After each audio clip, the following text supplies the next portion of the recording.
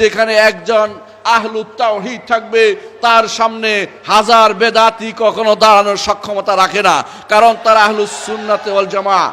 আহলুস সুন্নাত ওয়াল জামাত এমন একটি সম্প্রদায় যাদের সামনে বেদাতিরা কখনো দাঁড়াতে পারে না। এটাই হচ্ছে আহলুস সুন্নাত জামাতের বিরাট বৈশিষ্ট্য।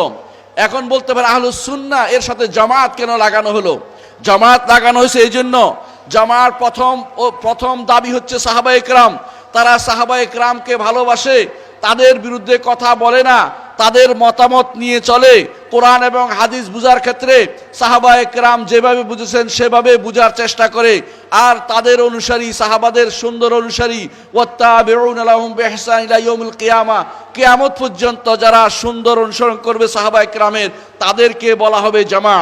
এর বিপরীতে হচ্ছে আসহাবুল বিদআ ওয়াল ফুরকা, বেদাতিরা এবং ভাগ বাটোয়ারা হয়ে যারা থাকে, তারা কোনোদিন হকের অনুসরণ করে না। তারা আহলুস সুন্নাহ মুসলিম যে বডি, তা ভাগ করে করে কেউ রাফিজি হয়েছে, কেউ শিয়া হয়েছে, কেউ খারিজি হয়েছে, কেউ কাদারি হয়েছে, কেউ জাবারি হয়েছে, কেউ আশআরি হয়েছে, কেউ মাতুরিদি হয়েছে। কিন্তু আহলুস সুন্নাহ ওয়াল জামাত সব সময় একটি, তারা মূল বডি। জামা কম হইলেও তারা হকের উপর আছে। কখনো কখনো তাদের সংখ্যা বাড়বে, কখনো কখনো তাদের সংখ্যা কমবে। সাধারণ যাবতীয় মানুষ আহলুস সুন্নাহ ওয়াল জামাতের অন্তর্ভুক্ত। শুধুমাত্র ওলামা সু অথবা শুধুমাত্র উমারা সু, তারাই শুধুমাত্র কখনো আহলুস সুন্নাহ হয়, কখনো আহলুল বিদআ হয়। কিন্তু সাধারণ মানুষ আহলুস সুন্নাহ ওয়াল জামাত তার রসুলকে ভালোবাসে, সাহাবায়ে কেরামকে ভালোবাসে, কোরআন এবং সুন্নাহর অনুসরণ করে তারা চলে।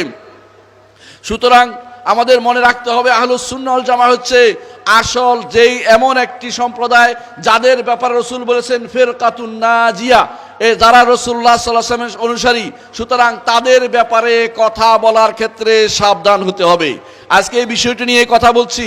আহলুস সুন্নাত ওয়াল জামাত যুগে যুগে বিভিন্ন জায়গায় থাকবে, সব এক জায়গায় থাকা জরুরি নয়। কখনো রাসূলুল্লাহ সাল্লাল্লাহু আলাইহি ওয়াসাল্লাম তাদের সম্পর্কে বলেছেন আন-নুযাউ মিনাল কাবায়েল, বিভিন্ন গোত্র থেকে তারা উত্থিত হবে। অর্থাৎ এক গোত্রের সবাই নাও হতে পারে, দূরে দূরে হতে পারে। একজন হতে পারে ইউরোপে, একজন বাংলাদেশে, একজন সৌদি আরবে, তারা ভিন্ন ভিন্ন দূরের হতে পারে। এই জন্য আহলুস সুন্নাতের ব্যাপারে কথা বলার ক্ষেত্রে সাবধান হতে হবে, কারণ কথা হচ্ছে আল্লাহর নেয়ামত। আল্লাহর নেয়ামত সম্পর্কে সাবধান হতে হবে।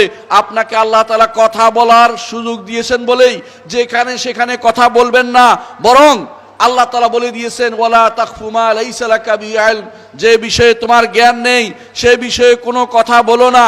আল্লাহ তাআলা আরো বলেছেন ইয়া আইয়ুহাল্লাযীনা আমানুত্তাকুল্লাহ ওয়া কুলু কাওলান সাদীদা, হে ঈমানদারগণ আল্লাহর তাকওয়া অবলম্বন করো এবং শুদ্ধ কথা বলো, ঠিক সঠিক কথা বলো, আজে বাজে কথা বলো না, ভুল কথা বলো না, গুনার কথা বলো না।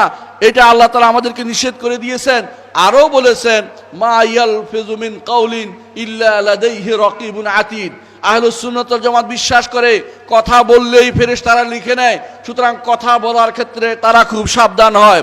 আহলুস সুন্নাত ওয়াল জামাত কোনো ধারণার অনুসরণ করে চলে না, কারণ আল্লাহ তাআলা বলেছেন ইয়া আইয়ুহাল্লাযীনা আমানু ইজতানিবু কাসীরাম মিনাজ জান্নি, হে ঈমানদারগণ ধারণার অনুসরণ থেকে বেঁচে থাকো।